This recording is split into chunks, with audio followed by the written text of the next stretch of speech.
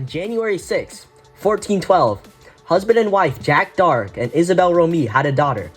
Although it didn't seem like it at the time, that small child would soon be one of the most famous, powerful, and influential military leaders in French history. 75 years earlier, a 116-year-long conflict began, continuing a several century-long rivalry.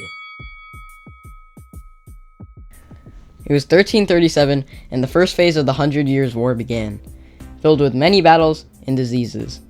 The Edwardian War, named after King Edward III, started after a disagreement involving King Edward III and King Philip VI about feudal rights.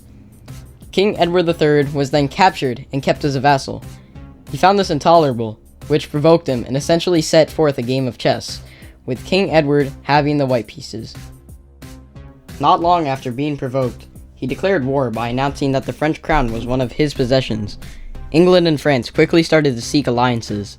England would try to obtain help from the Low Countries, while Scotland and Spain were requested by the French. On June 24th, 1340, in Sluys, the Battle of Cluse started. England and their alliances sent over 150 battleships and defeated the French with ease. This was only their first battle, though, with many more to come. Although the French were defeated, they sought to fight another battle 6 years later. This battle was known as the Battle of Crécy, which took place in France. The English had just set foot on Normandy, the northwest area of France, and conquered it town by town.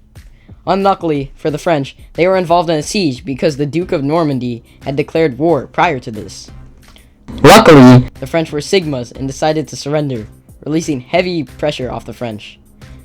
During this, the English began to prepare for their battle with the French.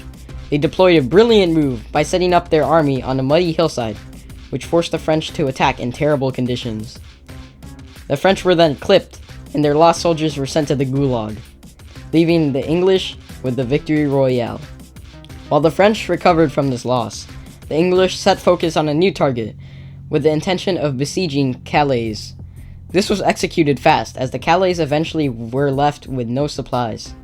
Although the French still attempted to help, with the many victory crowns that the English have achieved, their future may seem bright, but unknowingly to all of Europe, the Black Death, a disease that would eventually grow into one of the most famous diseases in all of history, was already on its way to Europe. And Genoese traders had spread the Black Death all around Europe, affecting their political and economic stability. King Edward III would focus on his son, who would take his father's place as the Black Prince. The Black Prince was a skilled fighter and led the next major battle of the 100 Years' War. In September 1356, in Noailles, the English, along with the Welsh, Gascon, and Breton soldiers, were attacked by the French, who were led by a new king, King John II, who was allied by Scotland. The English were outnumbered, but the Black Prince was a D1 prince, so the English full-boxed the French and 200'd them. They captured the king. It was checkmate. GG's. The English now owned the French crown and 3/4 of their land. This marked the end of the Edwardian War, with the English taking the dub. 9 years of peace. 1369. King Charles V is determined to recoup his losses of land. Aquitaine, an English territory held for 200 years prior, is subject to heavy taxation. The residents deem this illegitimate and are outraged. Charles demands Prince Edward of England to meet in Paris. He is outraged by this, with no signs of discussion in sight. King Charles has no choice but to declare war. The first conflict. Charles takes control of the city of Limoges. English forces take siege and eventually overtake the city. However, historic UK.com might be self-glazing. We all know how passionate British people are about their country. After numerous surprising naval victories for the French and several ships sunk, the British would continue their ranked losing streak. Bertrand du Glucinde, a military general who carried the French, employed a cowardly tactic.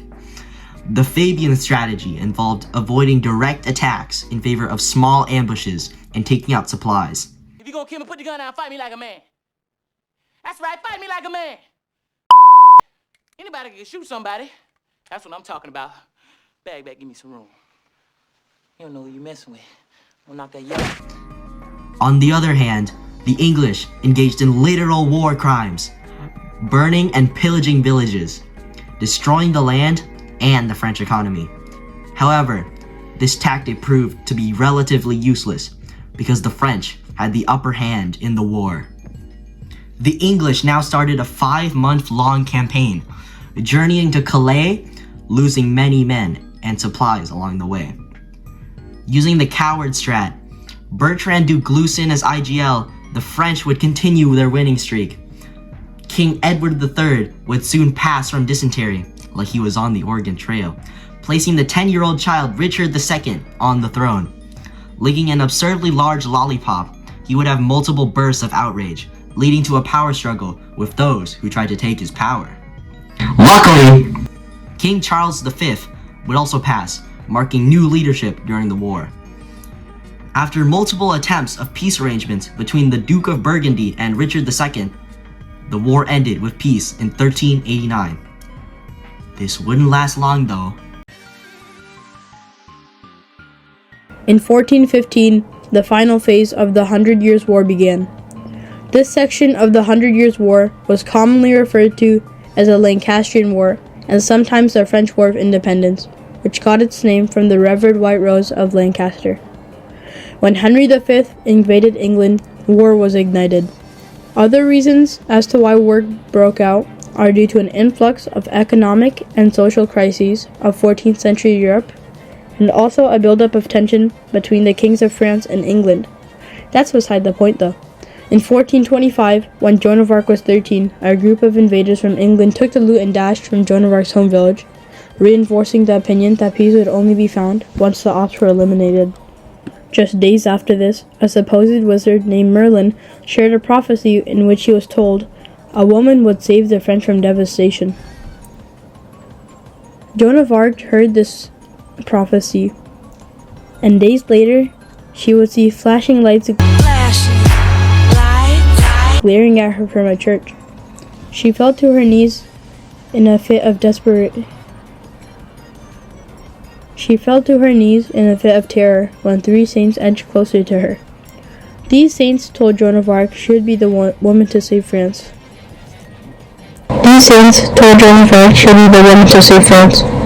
Now, whether this was just a hallucination or a real prophecy being fulfilled was debated, and still is heavily debated today.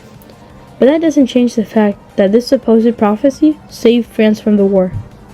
Now, when Joan of Arc got this message, she quickly informed the king about it, and the king sent her to a different king who, after much questioning about her religious stance, gave her battle power. Joan of Arc quickly emerged as a prominent figure in this hallmark of a war, as she would regularly tie together attacks on the ops, and after a W winning streak, she was shot in the shoulder with a crossbow. But even after that, she was such a Sigma that she was back in battle after just a day of healing. This also resulted in the first battle she lost. The king, examining the work she was doing, was giving her more battle power day by day. But once she was shot in the thigh in one of her battles, she was severely weakened, and this resulted in her capture. But the king, wanting all the credit for winning the war and gaining back power of the south bank of Lake Loire, put up measly offers and sent pathetic troops of men in hopes of letting Joan of Arc die in the castle she was captured in. Months later, in a fit of desperation, Joan of Arc jumped off the castle she was being held in, and amazingly survived. Months after her escape, she was sold to the English by the French king, and the following February she would be held trial for accusations of heresy and witchcraft. Hours of testifying her faith later, she would be sentenced to die, and on May 30th, 1431, Joan of Arc was brought to the stake before her body would be burned 3 times until it was reduced to ashes, which were then thrown in the river Seine by the English. Joan of Arc had fought for France and still been betrayed. Saint Joan of Arc is most definitely one of the most influential female figures in history. Fighting for religion, freedom, and France, she most definitely deserves her own video game. Although this game might be 20 years old, with mixed reviews and no popularity at all, this game is most definitely the best game I've ever played. You play as Joan of Arc, attacking English soldiers and completing conquest to overtake land. This is most definitely a 12 out of 10. She also had many different types of enduring importance, being a symbol for Christianity, bravery, and courage. However, it wasn't all good. Her powerful story brought mass nationalism, which caused more fighting and death. 25 years later, her mother was still trying to clear up her name, and even today, we can see an influence in her work, with May 30th being the day of her feast. All in all, English win first part, French win second and third, because of good war tactics and Joan of Arc.